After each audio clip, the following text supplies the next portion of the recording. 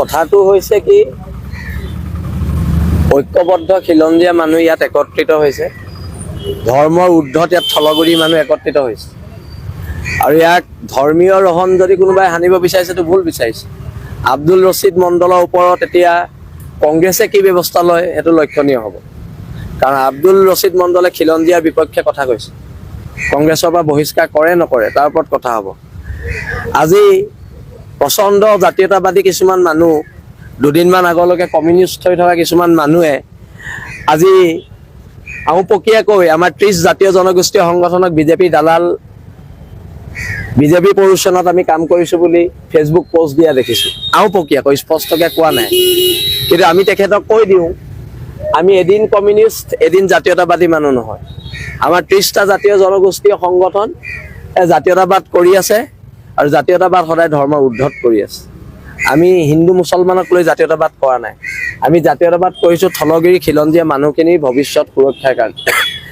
আৰু এতিয়া আব্দুল ৰছিদ মণ্ডলে যি হুংকাৰ দিলে সেই হুংকাৰ কাক দিলে সেই হুংকাৰ 30টা জাতীয় জনগোষ্ঠীয় সংগঠনৰ স্বাভিমানক দিলে সেই 30টা জাতীয় জনগোষ্ঠীয় সংগঠনৰ ত্যাগক দিলে 30টা জাতীয় জনগোষ্ঠীয় সংগঠনৰ সৈনিকসকলৰ নীতি আদৰ্শক দিলে আৰু সি আজি শিৱসাগৰে 30টা জাতীয় জনগোষ্ঠীয় সংগঠন অসমৰ 30টা জাতীয় জনগোষ্ঠীয় সংগঠনৰ অন্তৰত আঘাত দিছে ইয়াৰ বিৰুদ্ধে প্ৰতিবাদ হ'ব আমি কৈছোঁ যে ইয়াত থকা বহিৰাগত মানুহখিনি উজনি অসম ত্যাগ কৰিব লাগে কাৰণ উজনি অসমখন আমাৰ ঘৰ আমি প্ৰথম আমাৰ ঘৰখন আমি ছেফ কৰিব লাগিব ছিকিউৰ কৰিব লাগিব আৰু সেইকাৰণে আমি এটা কথা একদম স্পষ্টকৈ কৈ দিছোঁ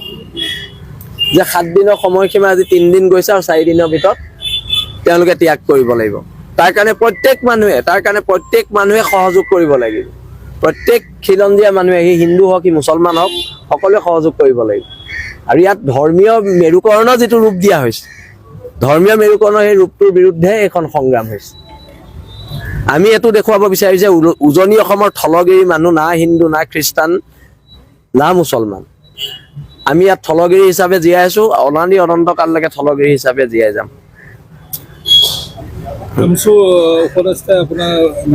ভাবি আছিলোঁ আমচুৰ কৰিলে বুলি ভাবিছিলোঁ কোনোবাই মই এনেকুৱা সংগঠনৰ নাম শুনা নাই আমচুৰ বুলি ভাবিছিলোঁ তাৰপৰা গম পাইছোঁ আমচু এতিয়া আমচুৰ নে আমচু প্ৰথম সেইটো আমি প্ৰথমতে মই গম পাই লওঁ মই ভাবিলোঁ ক'ৰবাত কোনোবাই চুৰ কৰি নিলে শিৱসাগৰত মই সেইটো ভাবিছিলোঁ তাৰপৰা এতিয়াহে গম পাইছোঁ আমচু বোলে আম চুৰ হোৱা নাই মই বহুত আম চুৰ হ'ল বুলি ভাবিছিলোঁ চেণ্ট্ৰেল মাৰ্কেটৰ পৰা মই এতিয়া সংগঠনটোনো কি প্ৰথম সেইটো মই জানি লওঁ তাৰপিছত তেওঁলোকৰ ওপৰত আমি ৰিয়েকশ্যন দিম মাৰ্কেটৰ আম চুৰ হে ন ঠিক আছে হ'ব